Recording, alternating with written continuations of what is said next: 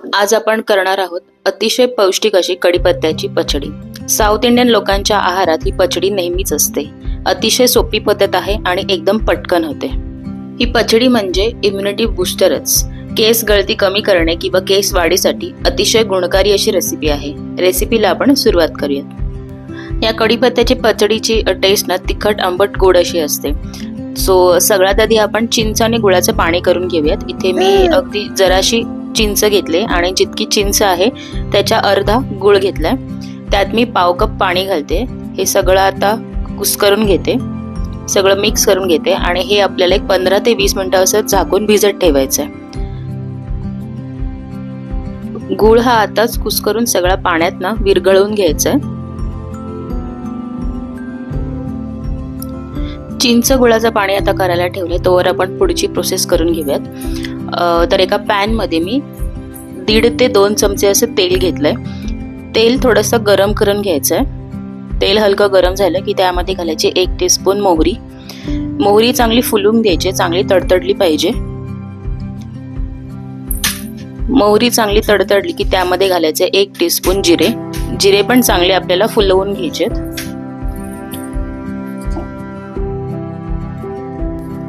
जिरे चांगले फुलले की त्यामध्ये घालायचे 1 टीस्पून मेथी। आता मेथीचा रंग थोडासा डार्क होईपर्यंत थोडं वेट करायचं आहे आणि रंग बदलला की त्यामध्ये घालायचे 2 चमचे उडीद डाळ, 2 चमचे चण्याची डाळ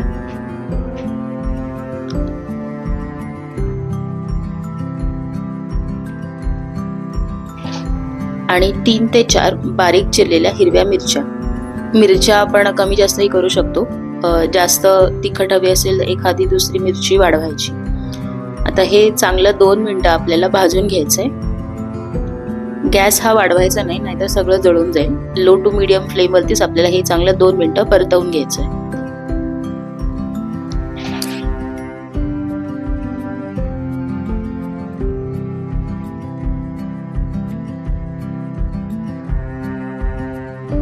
आता हे सगळं माझं 2 मिनिटं परतवून झालंय। यामध्ये घालायचा आहे कढीपत्ता। इथे मी 2 वाटी कढीपत्ता घेतलेला आहे। कढीपत्ता आधी सगळं स्वच्छ धुतला आणि तो फॅन खाली मी 15 ते 20 मिनिटं सुकत ठेवला होता आणि तो स्वच्छ कढीपत्ता आता यामध्ये मी पचडीसाठी वापरते।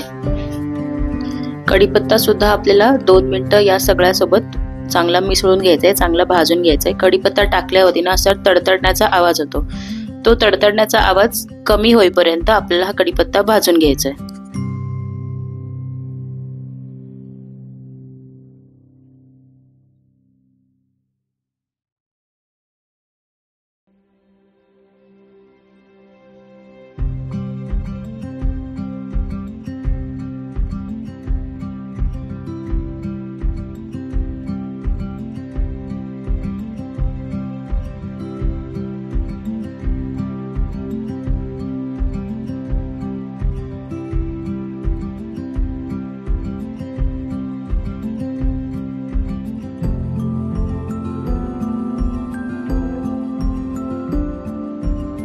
आता यामध्ये मी घालते 1 चमचा धना पावडर। जर तुमच्याकडे धना पावडर नसेल, अख्खे धने असतील ना, तर जेव्हा आपण जिरे मोहरी टाकतो ना तेव्हाच धने सुद्धा 1 चमचा घालायचे आणि चांगले भाजून घ्यायचे। माझ्याकडे ऑलरेडीच घरात भाजलेल्या धन्याची पावडर केलेली होती, म्हणून मी सगळ्यात शेवटी धना पावडर 1 चमचा यामध्ये घातलेली आहे। आता हे सगळं चांगलं मिक्स करायचंय आणि हे सगळं थंड करून घ्यायचंय। थंड झाल्यावरती आपल्याला हे मिक्सर मध्ये घालून ह्याची चांगली पावडर करून घ्यायची। आता आपण पचडी करून घेऊयात। आपलं चिंच गुळाचं पाणी सुद्धा तयार आहे आणि कढीपत्त्याची पावडर सुद्धा तयार आहे। आता त्याच पॅन मध्ये सुरुवातीला जे चिंच गुळाचं पाणी आपण केलं होतं ते घ्यायचंय आणि हे पाणी आपल्याला चांगलं 2 ते 3 मिनिटं शिजवून घ्यायचंय।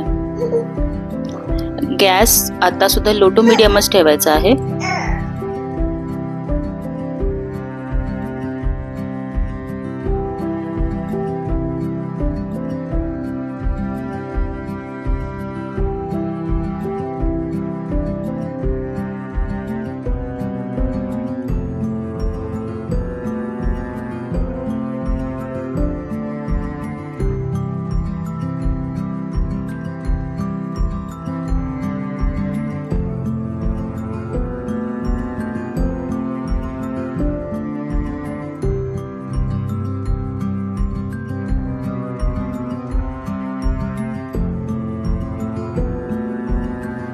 आता हे चिंचगुळाचं पाणी 2 मिनिटं शिजवून झालं की यामध्ये जी कढीपत्त्याची पावडर केली होती ती घालायची।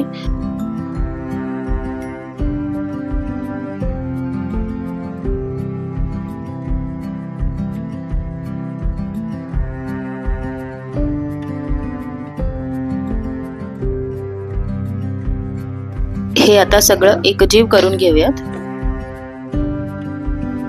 आता यामध्ये घालायचे अगदी जराशी हळद आणि चवीप्रमाणे मीठ।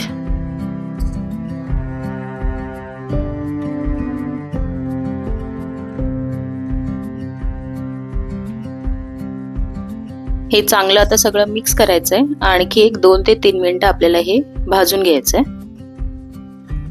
आता हे मिश्रण जरा सुट्ट वाटतंय, पण थोड्या वेळानंतर याचा एक हलका गोळा तयार होईल।